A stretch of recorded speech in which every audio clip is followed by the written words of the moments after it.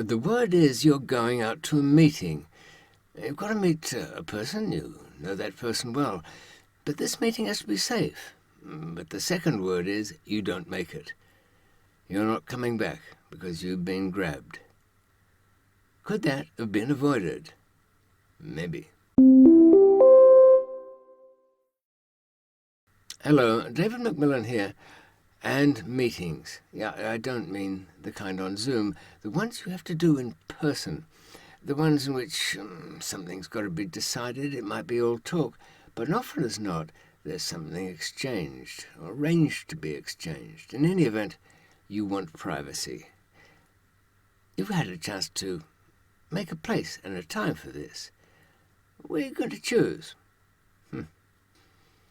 If you watch movies about crooks and crime and adventures, you'll often see meetings taking place at hotels in open fields, in wooded areas. And now, I don't know why any of those are any good. Car parks. You know, the ones in car parks often seem to be the kind which has a lot of open access to the tall jump. Anything that gives an opportunity for somebody to be thrown out of that car park ledge straight onto the concrete below. I think that's why they do it, why they're written that way. They're certainly not a replication of any meeting that any sensible villain would take. No car parks. Firstly, I wonder why you would even take a car to a meeting. I know most people do, but a car, like a telephone, is a tracking device, usually operated by somebody that you don't want tracking you. Now, you may have got around that problem by getting a car that is not only not yours, but has been checked out. And I hope you did the checking out yourself. But bear in mind, it's not so easy to check a car to see if it's got a tracking device, because it's very rarely some little disc that's stuck underneath it. What it is a slightly altered cellular telephone, which does all the kind of tracking you could possibly want and throws in a bit of audio recording just for fun. I found one behind the steering column of my car once. Stripped down, though the power was coming from my own car's battery, so it would last quite a while, if not forever. And the microphone would be left, though, on an extended wire, poking through just the tiniest little hole, to catch any word between me and whoever was my passenger. I didn't do much talking that day. I left the damn thing in an underground car park. Yeah, but there was no meeting at that car park. I was just using all that concrete to block the signal. No car for me. I went upstairs, took a taxi to the station, took a train. From there, and no one knows. Keep that in mind when you're planning your meetings. Another thing, hotels. Why the hell would you meet anybody in a hotel? Firstly, there's a full cast, an army of witnesses everywhere about. You're signing in, even if it's phony identity, you're still putting some kind of mark on it. And most of the hotels now want an impression. That means they'll check it out of a charge card of some kind. Oh, sure, you got somebody else's, but you've just created another witness. So keep away from hotels, and there's another damn fine reason for that.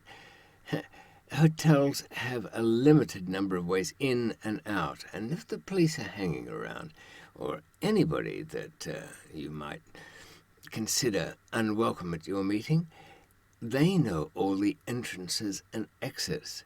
Because you've made this arrangement's been known, and even if it's been picked up just by following you, no, it wasn't you, indeed it was not, it was the person you're going to meet, that clod brought them all to you.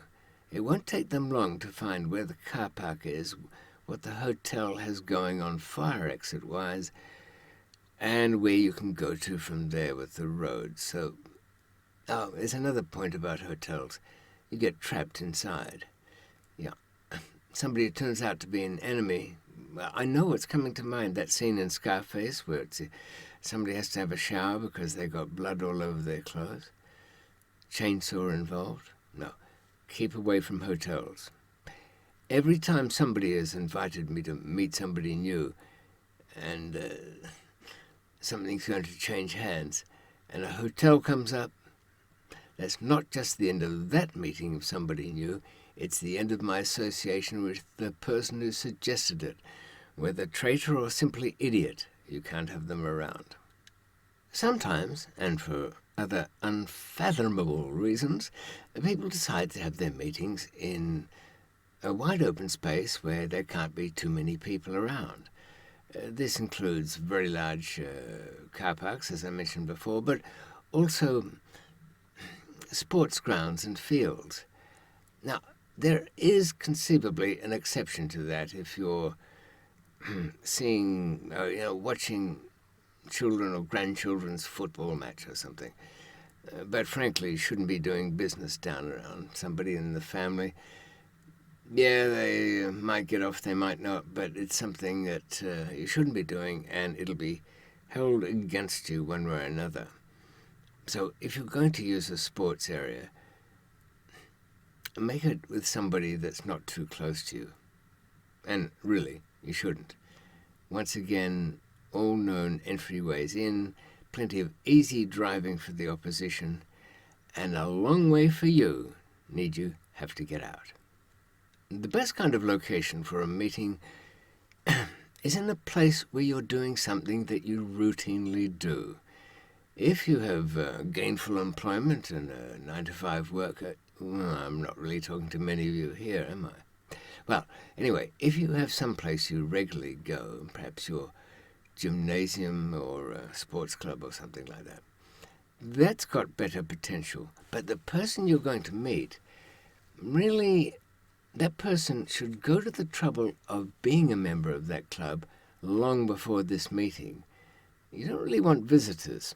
Yes, visitors are allowed in with a day pass or something, but it does make exceptions. You see, the forces of darkness might ask the staff at this gymnasium, who was that person, a regular member? Oh, no. Well, you know the rest. Not bad, but problematic. I know what you're thinking of. Gymnasiums often have lockers that can be rented long-term or even short. Yeah, I know. I must admit, I've availed myself of that one a couple of times before, but found it wanting in the long-term operations. When it comes to meetings, a public place, a crowded place, is best. It certainly confuses the issue, it makes recording more difficult, and it slows the opposition's movements just as much as anybody else's, but not so much yours because you know what's up. Now, here's the thing. You're saying, well, I've got to bring this little suitcase or a large steamer trunk. Well, no, not exactly. You've got to bring the thing that has the thing, so it might be just a set of car keys or some information. And if it comes to something under something you could possibly wear as an article of clothing, keep it at that. There's no reason why they can't be traded. So a restaurant is good, very good, because it's routine. You have to eat, you take your meals. If you have lunch with somebody, you can tell what's going on. And I tell you what, let's even make it better. All your communications devices and all your ways of giving messages, make it clear to anybody and everybody who might be listening that the lunchtime meeting is the time to agree on where the big trade's going to take place, where the swap's going on, not the trade itself. Now, if you happen to excuse yourself halfway through the meal, go to the men's room, or perhaps if you choose your restaurant correctly, it'll be a stairway halfway down and there'll be a fire hose cupboard there. That's where Object X is, and Object X can be strapped on, worn, put under a coat, keep away from briefcases, but otherwise acquired there and then. Okay, drop points are good, but they are what they are, and if you go off alone fetching things, no, be brave, do it on the day, do it at lunchtime, and do it in the place. providing nobody sees anybody looking any different and they think the whole purpose of it is to arrange the big swap, well, gosh, they will have missed it. And you'll be alive. And so what I said at the beginning of this was wrong. You've lived to fight another day, and even well on this one. Couldn't ask for more.